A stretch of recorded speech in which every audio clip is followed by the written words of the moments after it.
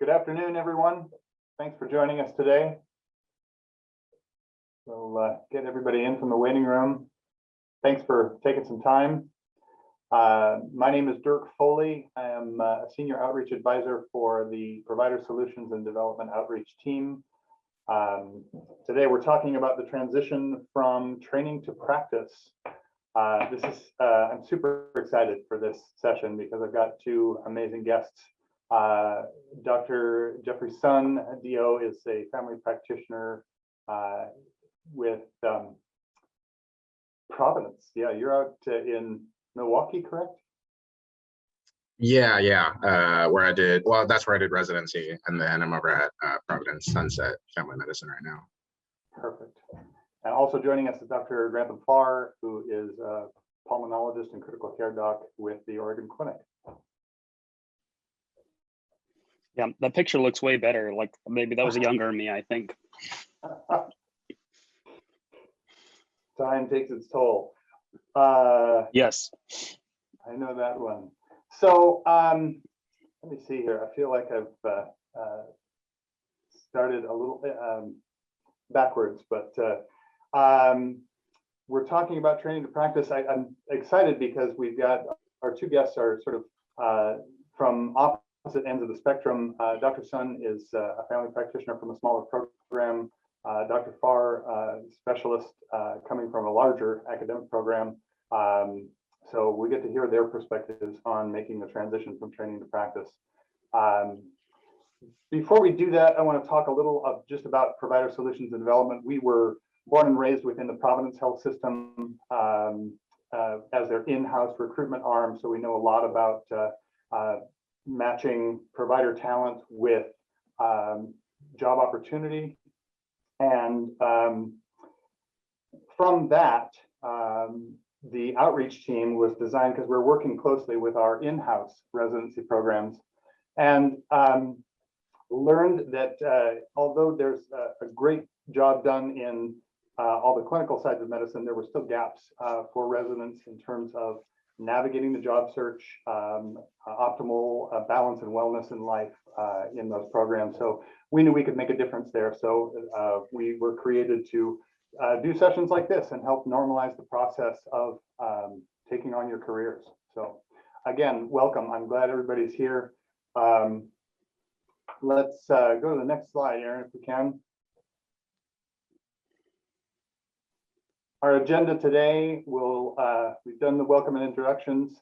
We're going to talk about job seeking as a resident, and then move to talking about employment offers and navigating those. And then we'll spend some time talking about your first months on the job, because I think moving from training into practice makes some differences. And then we'll have some time for our guests to give any final reflections and opportunities for you all to ask questions if you have them. So we had a previous conversation, doctors, about the uniqueness of job seeking as a resident. If you can tell me, maybe we'll start with you, Jeff, just when you started your job search and how that came about.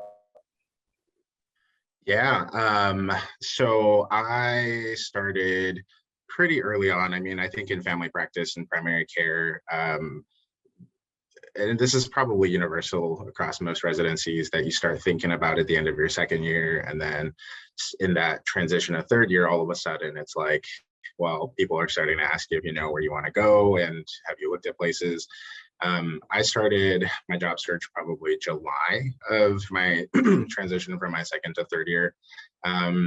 And fortunately was able to use the help of the recruiters within Providence, where my own residency program was, and kind of be connected to the job openings and kind of hearing where they are, kind of put out my feelers for them, and then started from then.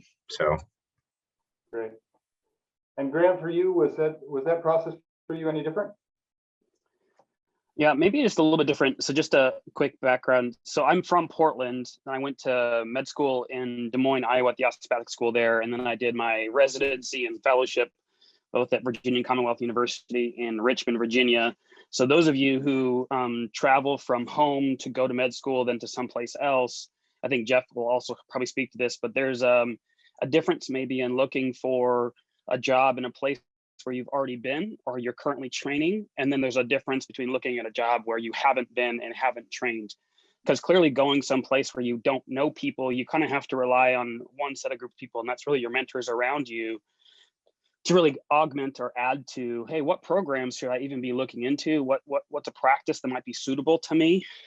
So because I did all my training at VCU in Richmond, even though I was from Portland, I didn't know anything about pulmonary and critical care and my subspecialty, which is pulmonary hypertension, in the Portland area. So for me, it had to do a lot with searching for specific programs, using mentors in my program that knew people in Portland. And I kind of started from there. Very similar to Jeff. I'm sure everybody who's on this call knows this, but there's like this angst, like right about the middle of second year, people start asking you what you want to do with your life.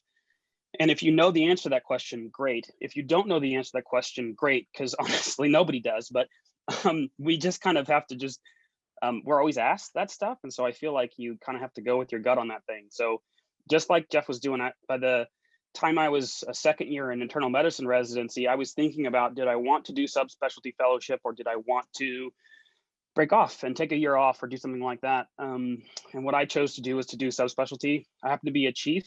Our chief program was an extra year.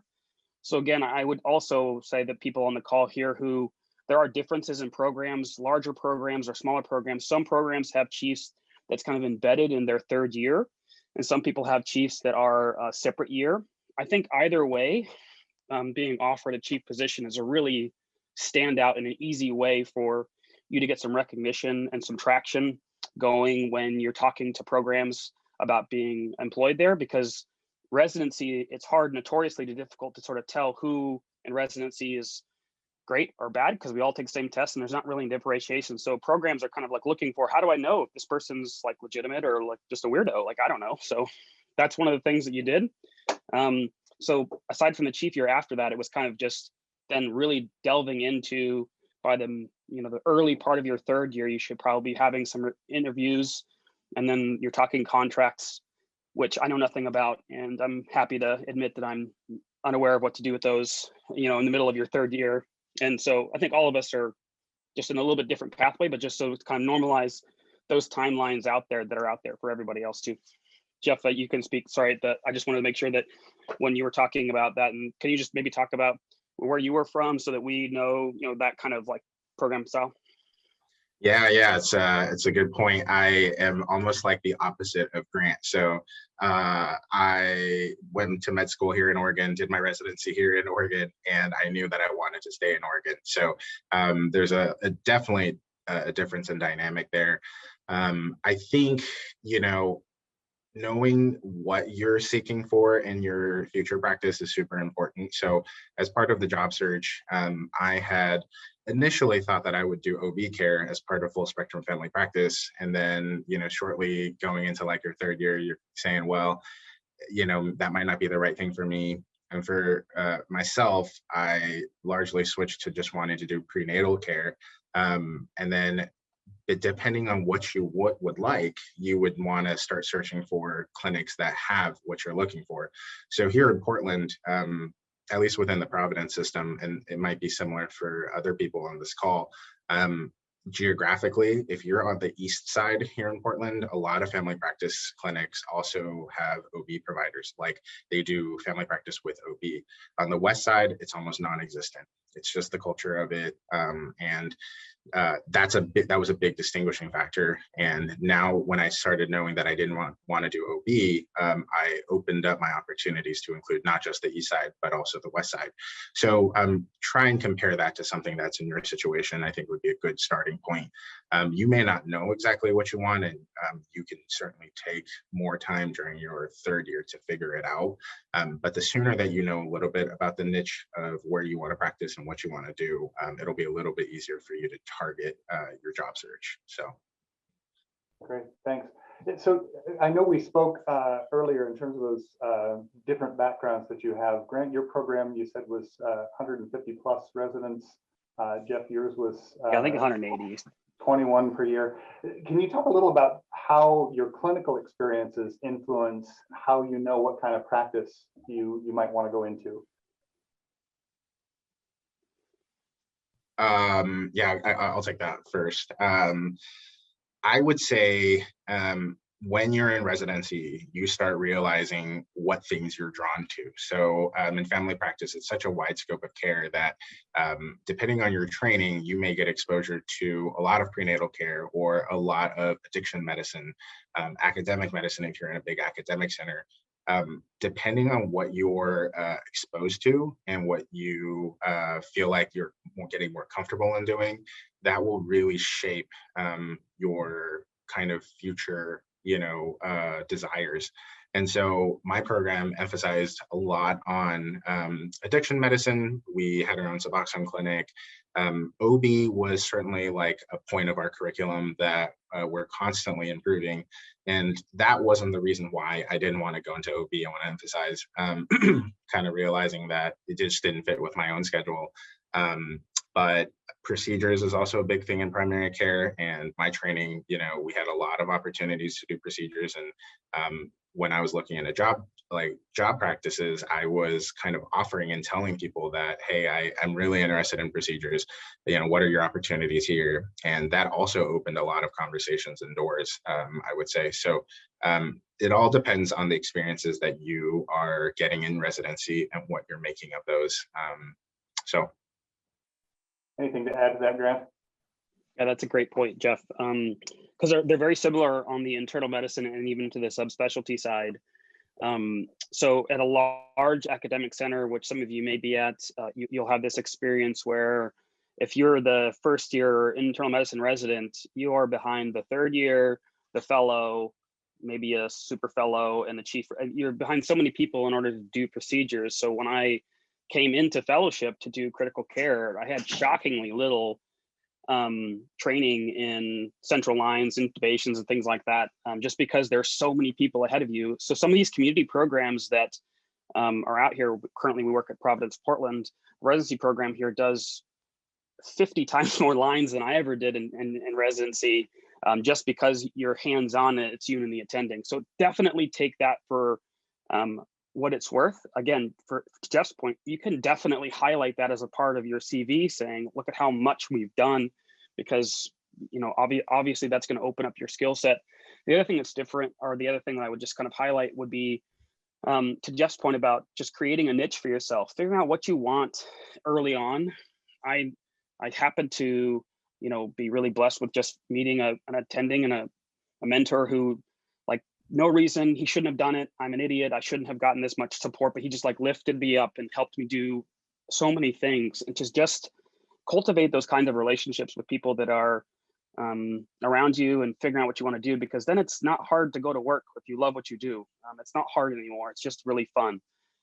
So find that niche, and then we use that niche to sort of figure out where you'd like to be. Again, to Jeff's point, there are pure pulmonary medicine practices out there. There are pure critical care practices out there. There are all sorts of different ways that you can look at doing this. Find what's right for you. And in Portland area, for specifically pulmonary hypertension, the only pulmonary hypertension center of excellence was actually at the Providence system. It wasn't at the University Hospital. So that's really where I selected here to work, because I love pulmonary hypertension and I wanted to do it as a career. And so this is where I am. But yeah, just let yourself, follow those career paths. One of the best pieces of advice I got from an attending of mine was just to be the best internist when you're in internal medicine residency. If you're in subspecialty residency, then do the best you can at that point, because you will never get the opportunity again to just be in training and ask questions over and over and over again. And it is so helpful and so important to use that time to just sort of really just soak it in and just ask, because it is different when you're done. Jeff, were there other elements where you were asking questions or seeking advice from folks that were helpful to you? Yeah, I mean, I think, one of the biggest struggles I had, and I think this is probably the case for most residents, they don't really teach you the business side of medicine. They don't teach you about like work RVUs and certain insurance models and capitation, fee for service, these things. And to go into your job search and not really know what to ask when coming to that is kind of daunting. And so my mentors and my attendings were really helpful. I'm sure most of you have one or two attendings that you really relate to, that you feel like you want to model your practice after as well. For me, we had an advisor in residency that followed us all 3 years, and my advisor, I would say, was really instrumental in kind of self-discovery, but also helping me understand a little bit about the realism when you get into practice. Our program director also made a lot of efforts on doing practice management with us. So trying to teach us those things that we typically don't have in our curriculum.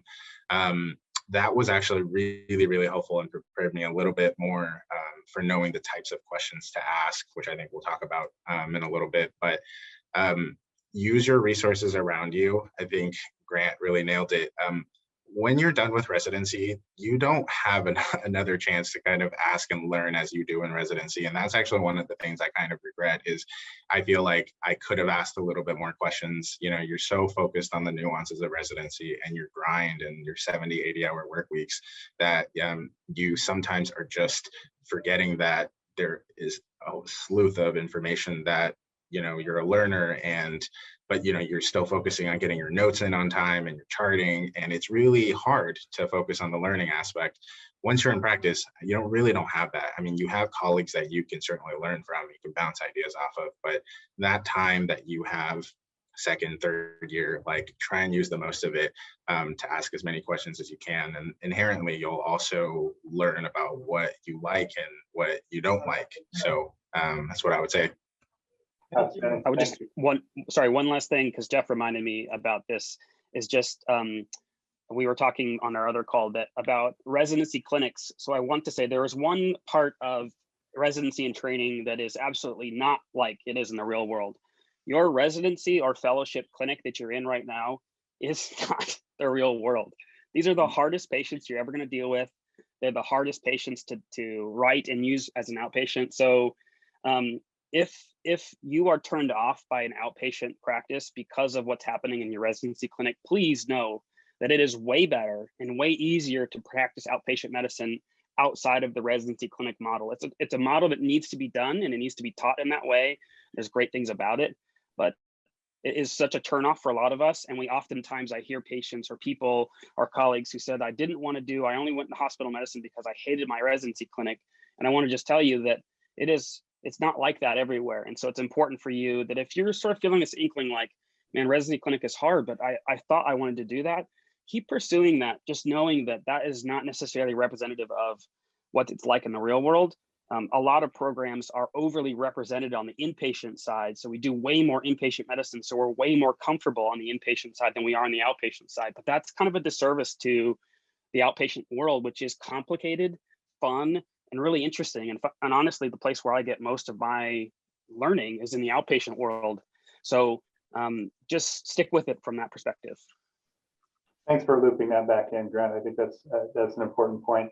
I want to touch just briefly, and Grant, maybe this would be a good question for you to answer in terms of balancing interviews while you're a resident and maintaining your clinical responsibilities.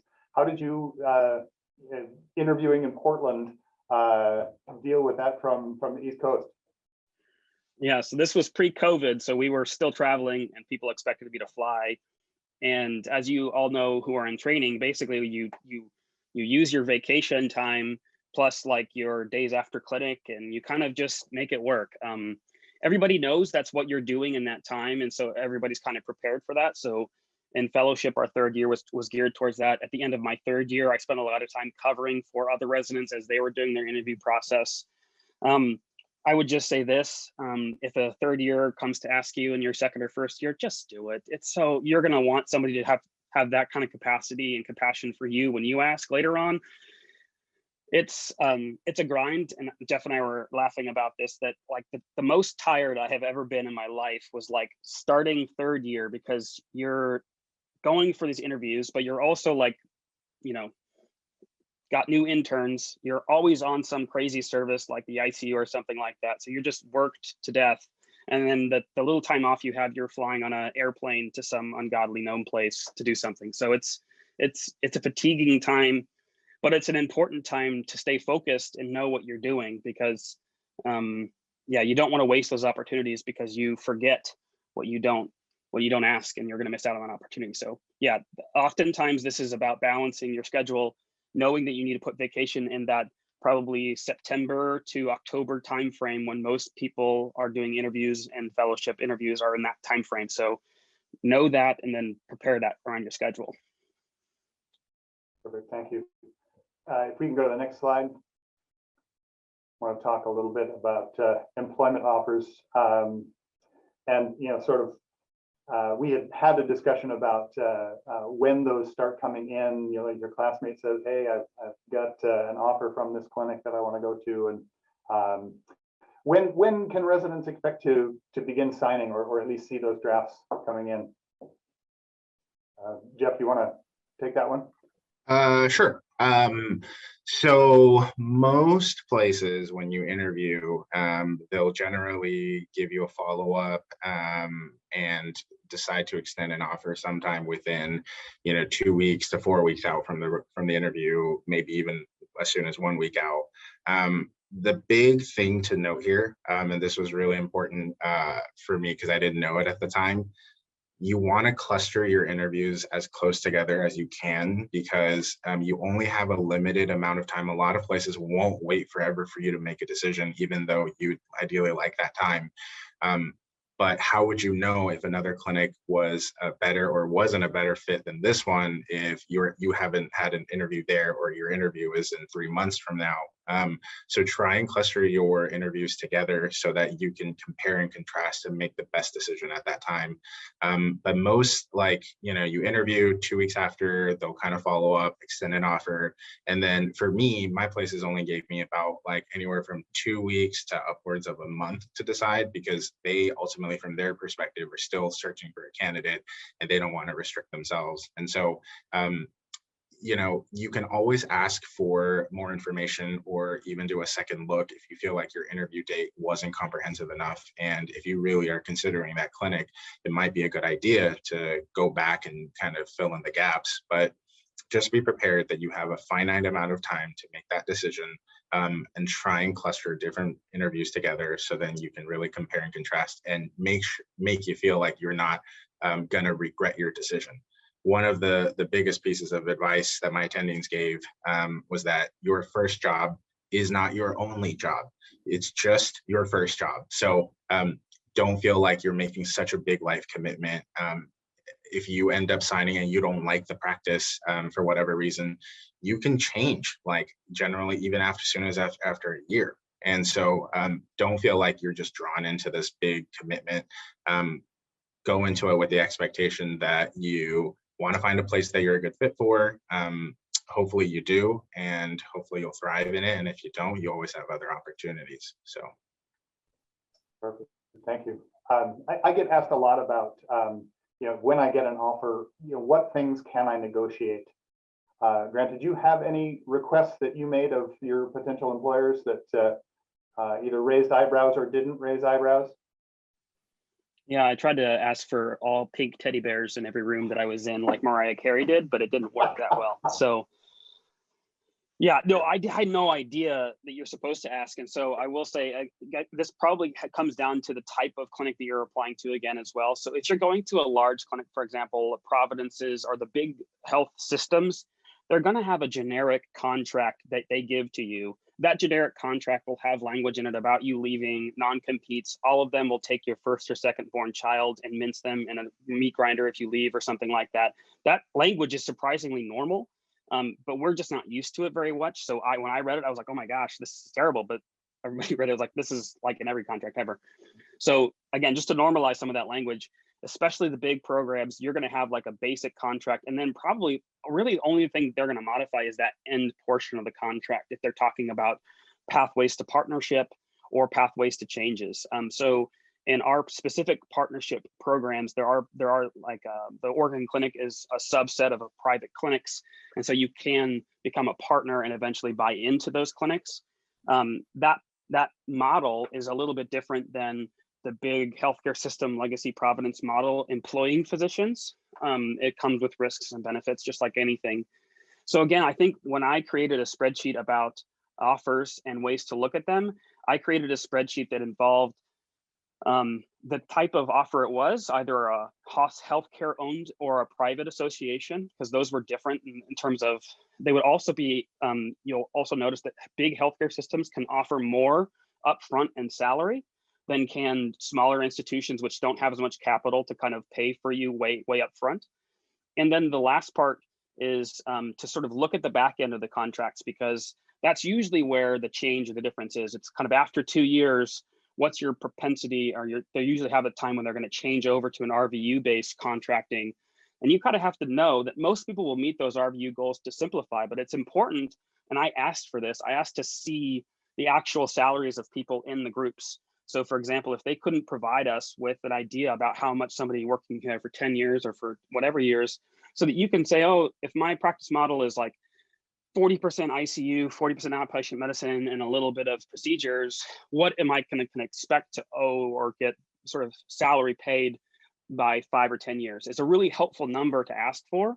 And oftentimes it sort of showed that you were interested enough in the practice to kind of understand their mechanics a little bit better. The last thing I would add to Jeff's point was about clustering was, and again, because I was flying in from Virginia, I used it as an opportunity to just say, hey, I'm going to be in town, so I want to see you guys. And so there was one place that hadn't necessarily given me an offer, hadn't said that they wanted to like give me an interview. And I said, hey, I'm going to be in town at this time. Can we just make this work? And they said, okay. And I ended up really liking it. And so it was a really important thing to do. Just use that as an opportunity. Again, pick your city and then pick your kind of specialty that you think about. And then from there, keep going. And for those in our audience, we're talking about contracts. I want to mention we had done another one of these sessions with Dennis Westland, who's a contract attorney who's done some inside work for Providence before. And that recording is available. If you want to get access to that, you can email. We have our email at the end of this slide. Jeff, how did you negotiate your start date for when you went to work? Yeah, that's actually super important. You have these milestones. So right before you get into medical school, you have some time, and then right after medical school, you have some time before you start residency. And then they say the same thing, like you really want to go travel somewhere, better your life, improve your quality of living. Like same thing happens for after residency. I think a lot of people are burned out after you do extensive training for 3, 4, 5 years. Most people, I would say, start somewhere between 1 month out from residency to half a year out. Some people even take a little bit longer. It all depends on your life, what's going on around you, and where you feel like you would still manage a personal work-life balance. Because if you go right into it super quickly, you may just continue that moral injury and burnout kind of fatigue that you've carried from residency. So for me, I knew that I wanted to take some time off, but at the same time, I also knew that I wanted to start getting paid, because that was a big thing in residency, like you just want that big contract and you want to start getting paid. So I negotiated about 5 weeks, 4 to 5 weeks out from the end of residency to start. And they were totally cool with it. I mean, most employers, I would imagine, would tell you up front if they had an immediate need, but realizing that you're signing these contracts like at least half a year in advance, there's no way that they wouldn't be able to prepare for you to want to start a month later than what they would like you to start. And so it never was like a conversation of them telling me that I should start at this date. It was saying, hey, when do you want to start? Are you sure you want to start then? We can make that work for you. So I was about 4 to 5 weeks out. I would say of my cohort, which was 7 people in my class, I probably was the soonest to start, but most people started, like at the 6, 7, 8 week mark after residency. And then maybe one person started like 3, 4 months out. and you kind of just get right into the swing of things. So you got to balance what's right for you, but also if it's affordable to take some time off. So that's what I would say. Anything you'd add to that, Grant? You're on mute. I was trying to type because somebody had a great question about health insurance and how to pay for it after or during these gap times. So I was going to kind of get into that as I was talking about this time. The one thing that Jeff and I both agreed with was this is the only time that you're going to get time off that's guaranteed like this. It happened to fall for me and my wife when we were been married for 10 years. So we did like a 10-year anniversary thing, and I didn't start until September and we were done in July. So it worked out really well from that perspective.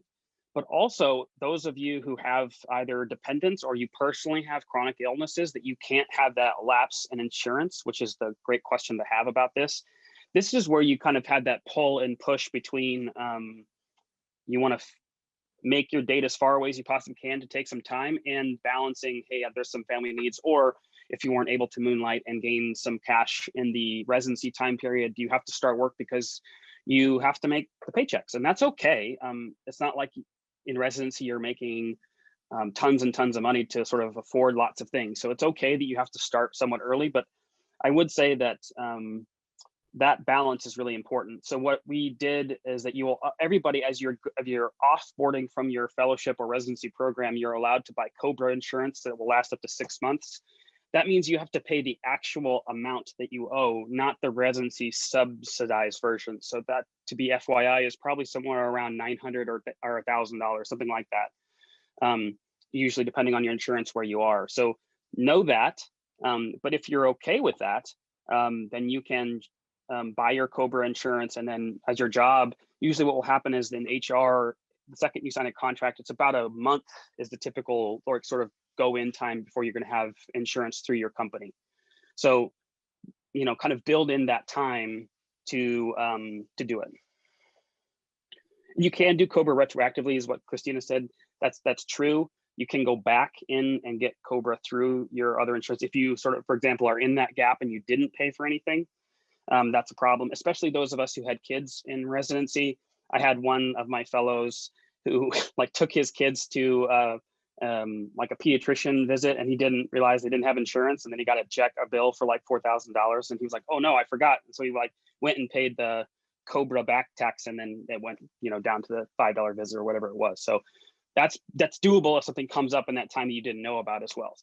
But you will have to pay out of pocket until you get the COBRA retroactively. So just to know that. Very good information. Grant, you had mentioned that one of the hardest times for you was once you had signed, staying focused. You know, you can see the grass, and you're looking at that new job. Any tips for our audience about how to stay focused in those last months of residency? Yeah, don't be that guy. Don't be that guy who's on rounds. It's like, I already got a job, I don't need to care about this, or like, I'm too cool, I already have a cool, you know, like, don't be that guy. You're not that cool. All of us need to keep learning. That's my perspective was, you only get this much time. You only get it once. Please use it all. I have so many things that I wish that I could have done more of or got better at. Like, I love Jeff's way of saying it. If you're not a lifelong learner in this process, you're gonna burn out, or you're gonna really not do well later. So be excited. We are all excited that you have a job. It's really cool. It's a lot better than being a residency, but just stay focused, stay the course. It's important to end. It's important to end well. It's important to finish all the requirements. You'd be surprised how many people are working behind the scenes to make sure that you can just get the checkbox that says you can get your license. You don't turn in your scrubs right. You don't finish your hours right. You don't put in your procedures loggers right. There's all these things that, well, they may not seem inherently important to you. As a chief, maybe I know this more than some others, but you know, like, these are the things that help you, and also show other programs or other places that you're going that you can do the menial work that is needed. You have to show up to meetings. You have to be able to go to and document on time. You have to be able to finish things in order to get accreditations and approved. So these are things that we accept as a job. So accept the job. Perfect. Thank you. Any other things that you would mention about the factors that were present for you in making your decision? I know both of you wanted to be in Portland. I don't fault you with that because Portland's a great place to be. But were there any other things that influenced besides geography? I would say it depends on the type of questions that you're asking for the employers. So for me, provider turnover and staff turnover was really big. I wanted to go to a workplace that had a high retention rate because that usually speaks volumes about how happy people are there. So as part of your interview, when you're there, ask them, what's the turnover rate like? Why is there such a high turnover if there is one? I wanted a place that would be able to meet some of my scheduling needs. So outpatient practice, I knew I wanted to work 4 days a week. Most places would probably offer that if you asked, but I wasn't gonna do another 5 days a week. And so finding that flexibility, procedure care, addiction medicine is something that's super important to me. And so looking at clinics that would have a high intake of procedures and have Suboxone patients. So basically things that interest you really would help decide where ultimately you would go. But I think besides geography, the big things for at least family practice, the big first question is, do you want to do OB or not? If you don't want to do OB, that eliminates a lot of the possible clinics. And then it's about, what kind of patient population do you want to serve? So residencies inherently are very high Medicaid populations, very complex patients, people who don't routinely go see their care. And so when you walk out of residency, unless you stay in like a FQHC, a federally qualified health center, or you're working in county, most patient populations are going to be a little bit less medically complex. But if you know your patient population, that drives a lot of where you're going to do your job search too. And then the other stuff you can kind of negotiate in the process. And Grant, for you, any other differences apart from Portland?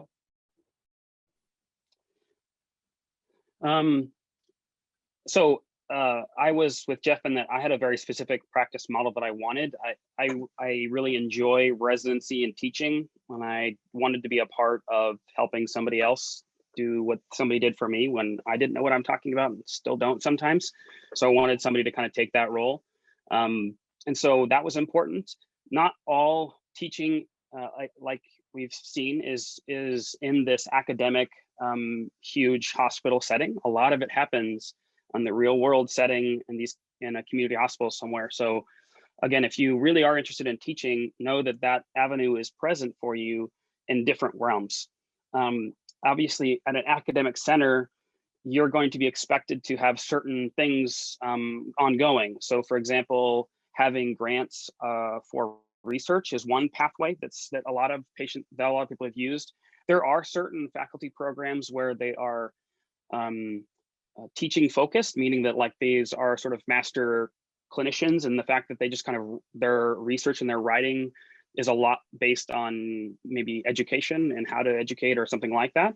So you can, either one of those niches are available, but again, if you're talking about being in an academic setting, most of the time they're going to require some sort of research on top of your actual clinical acumen. So it's just about balancing what you want. And each field, kind of like Jeff's point, has a little bit of a difference. So if there's an OB presence, then that's a really important thing to know. If you're in my world, which is the home critical care world, you have to know, how are you dividing your ICU time? Are you dividing it based on time? Are you dividing it based on day? Or so there's all sorts of interesting questions and models out there.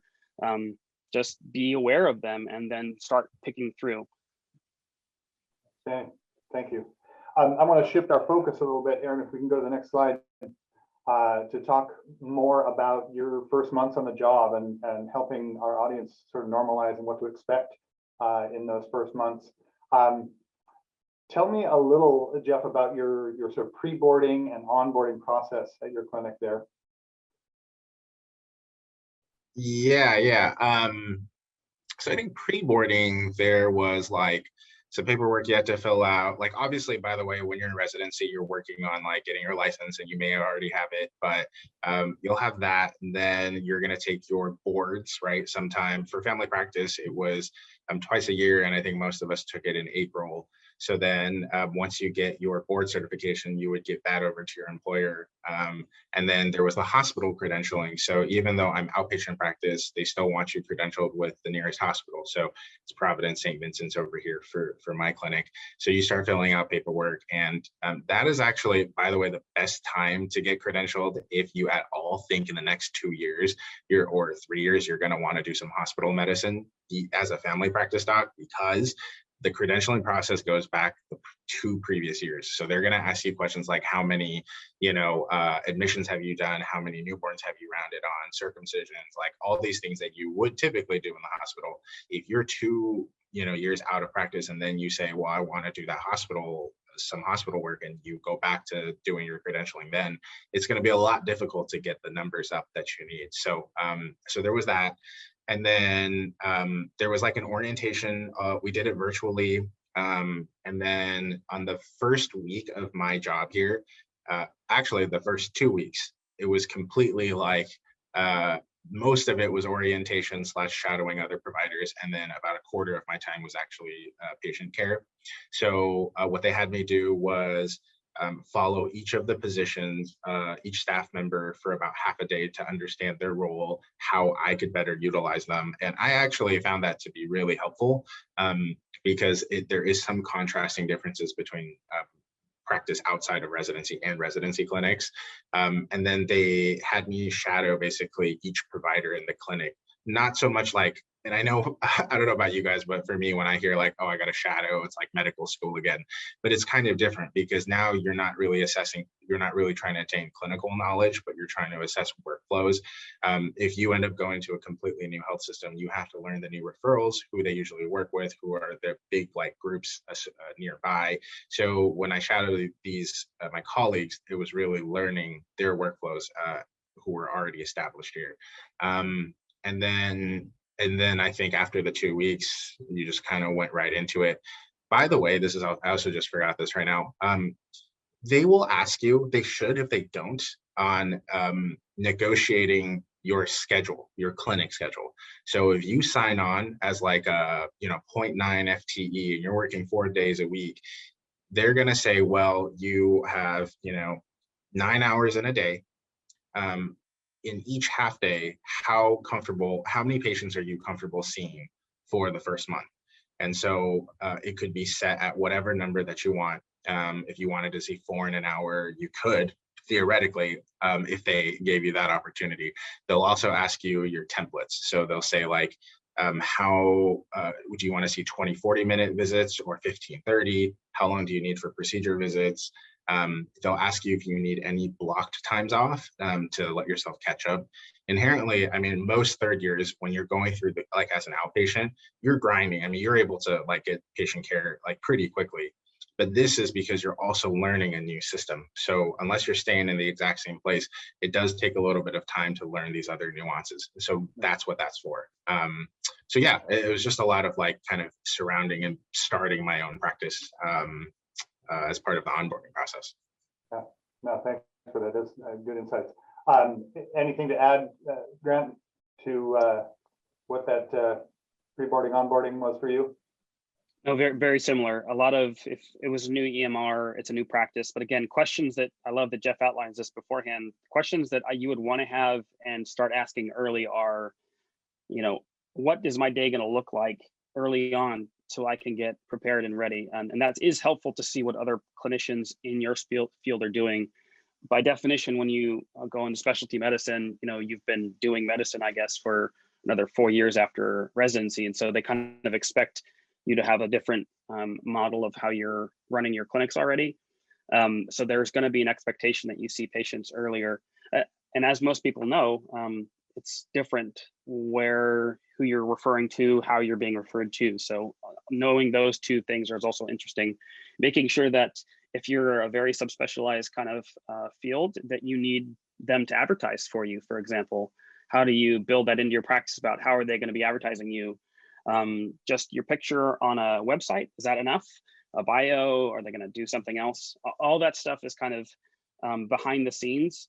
But as a team, as a group, to have a group that's focused on that, to Jeff's point, proves retention, proves that they care about their people, and proves that they really care about you. So things that I think are important to ask about our witness.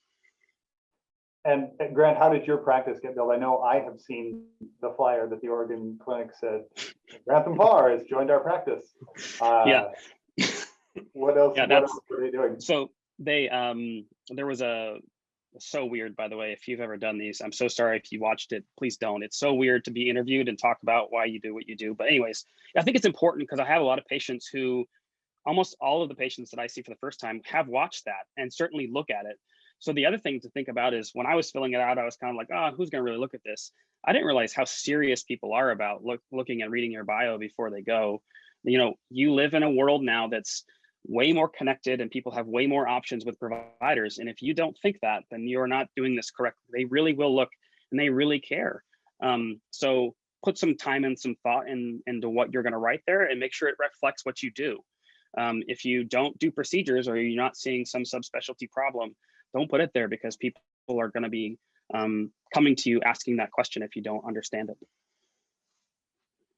I know that the demand for open family practitioners is fairly great. Jeff, did you have any challenges in building a practice, or were your days pretty full pretty fast? You know, this was actually a really surprising thing. So I wasn't inheriting any patients. I'm building the practice from scratch. It is a slow process. Like the volume is there, but I think I probably for the first like month, my schedule was not like full. I was, you know, seeing some of like other colleagues' patients, and I still am, but because new patients take a long time to get established, and they sometimes set a limit on how many new patients you can have in a day. I was just surprised at how much time it really takes for you to get established a patient panel, which is why most employers will at least give you at least a year, if not 2 years, to be on a guaranteed salary before you transition to a RVU compensatory model.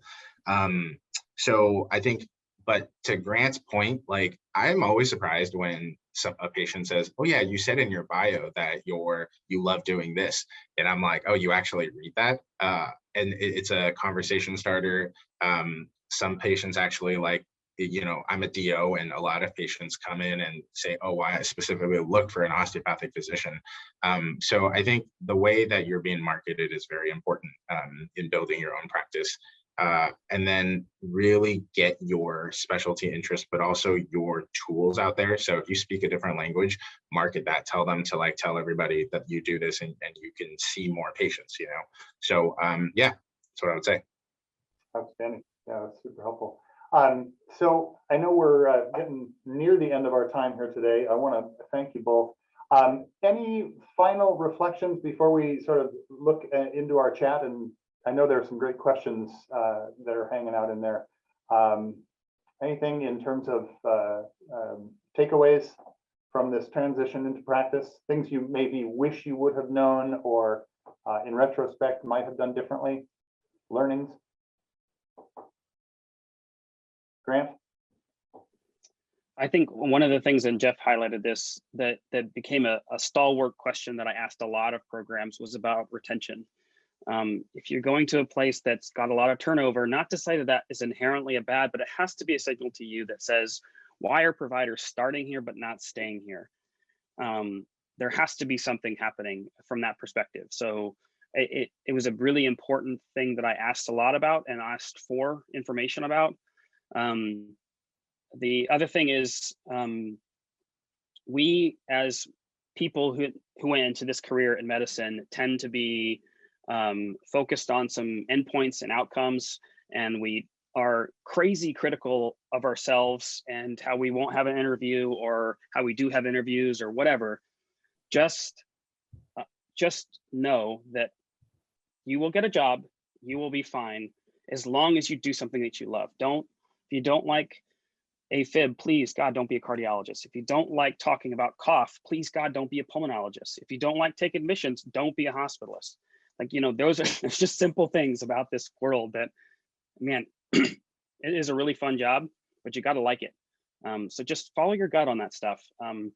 There are people and jobs out there for everyone. So just stay focused. It's going to be all right. And Jeff, for Yeah. you? Oh yeah, I was gonna say, you know, you may still learn a bunch of things about what you're looking for after you start your job.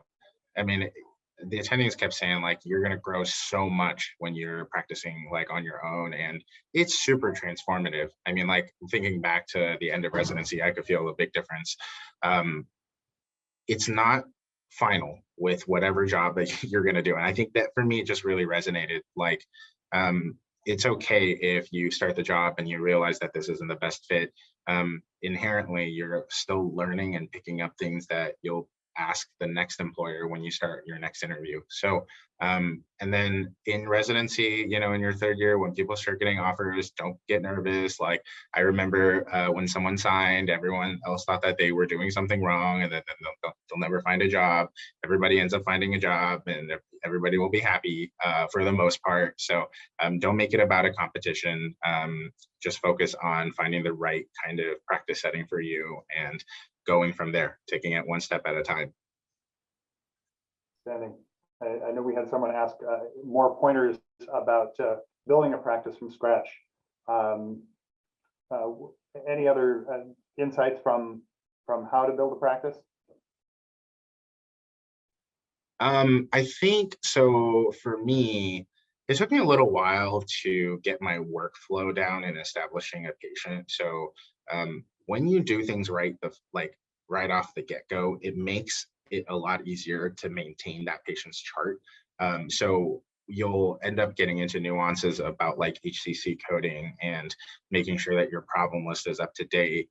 But when you establish each patient, you're building rapport, but you're also making sure that objectively within the patient's EHR, you're checking off all the boxes that you need to check so that the next time they come back and see you, you're not like rediscovering something about them. That may still happen because a lot of patients are complex and you just can't learn everything right off the get-go. But the better you do that established care visit, it's going to be a lot easier for you later on. But in terms of the volume, you have to trust the process. Like it's not, if your volume is slow, it's not that people don't like you. It's just that people haven't heard about you. And so once people hear about you and you start seeing their family members and then their kids, you know, as an outpatient doctor, it'll go by much quicker. Right now, it's a lot quicker than it was in August or September when I started. So just trust the process. It'll happen. What, any particular expectations of how, you know, what's the time frame for building a panel? Is it 4 months, 6 months, and perhaps it depends on location and. Yeah, I would say, sorry, Grant, I was just going to say, if you're building it from scratch from an outpatient perspective, give it at least a year, because ultimately you're going to hit 12, 14, 1,600 patients in your patient panel. If you're building it completely from ground zero, it will take at least a year. You could have the heaviest volume, but it'll take about that long. So. Good. Grant, anything to add in terms of on the specialty side in building? Yeah, the subspecialty side, just if anybody has that sort of consideration, is pulmonary hypertension is a subspecialty in the pulmonary world even. So for me, it's been almost 3 years now of seeing consults for pulmonary hypertension before I've actually established, 50 to 70 patients with pulmonary arterial hypertension that I see on a regular basis. So yeah, it changes with your specialty and it changes based on what they come in for. And I will say what's interesting, from a specialist point of view, what's interesting is that people walk into your office and they expect an answer because you're a specialist. And I will tell you, all of us who work in medicine know that there's this huge thing out there where we have no idea. We don't know. So to Jeff's point, doing your first visit well, but also acknowledging and being humble in that space and knowing that, look, there are lots of things about that person that you're not going to know. There are lots of things about the disease process that we're going to have to find out together.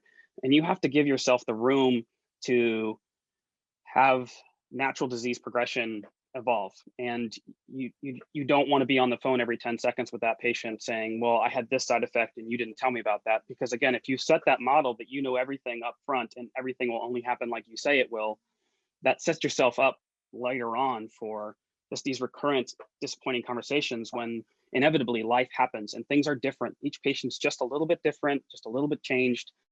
So again, that first patient visit, just like Jeff was talking about, is so critical to kind of outline exactly who you are, but also who they are.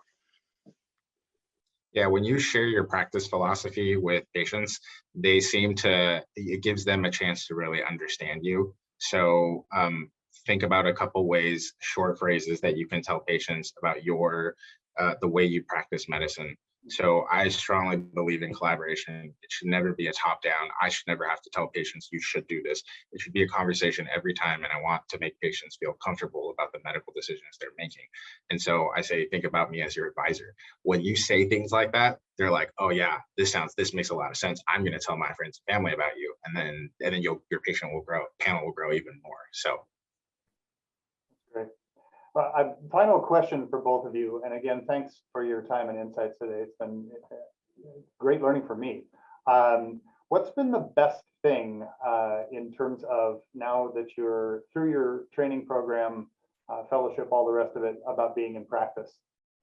Jeff, I know you were talking about the growth that happens in practice. I would say like the immediate best thing is that you don't need someone to precept and attest your notes. That's a pretty big deal, because all of a sudden you can close your charts out exactly after you finish your patient, and you don't have anybody be like, oh, well, did you take a look at this that happened 3 years ago? It's just that was the immediate big benefit. But practicing gives you so much opportunities to learn about your weaknesses and about your strengths. And I just feel like, initially I wanted to stay in teaching, and had there been an available position at my residency, I probably would have stayed. But now looking back on it, I feel like I almost want to do this for at least a good 2-3 years to really let myself grow and develop. And this was a pleasant surprise for me. As much as people tell you it will be, it's good to feel it directly. So that's what I would say. Nice. Grant, for you? Yeah, it's something, again, I should stop just saying exactly what Jeff says and just let Jeff speak more often, maybe, because it's totally true. I think the best thing that I love about this has been how fun it is to still learn and realize how much you don't know and how much there is still out there to kind of really get depth understanding on. And your patients are great teachers. They're willing to, and they want to work with you, as long as you set that up with them and are honest with them about kind of the humble nature that we are all in this medical community. We're not answer machines. We definitely need help. And if you treat your consultants poorly, if you treat your patients poorly, it's not going to go well. There's nothing different about Jeff and I having a conversation about a patient than me and some other cardiologist. We're all the same, working with the same point of view. Please, just the MAs working behind the realm. There's so many people involved in just making that person sitting in that clinic bed for you ready. So thank all those people, and just always be humble about how much work it is just to be there, so that we can all just work together. So that's what I would say. It's fun knowing that. Outstanding. Aaron, I think there's one more slide that has our training outreach address on it. If you're interested in learning more about our outreach program, how we can help you or your program, please let us know. We're here to chat. Dr. Farr and Dr. Sun, thank you so very much for your time today. I hope it was helpful to our audience. I know it was for me. And I think now that we're about 1 o'clock, we will adjourn. And I wish you all a very happy Tuesday.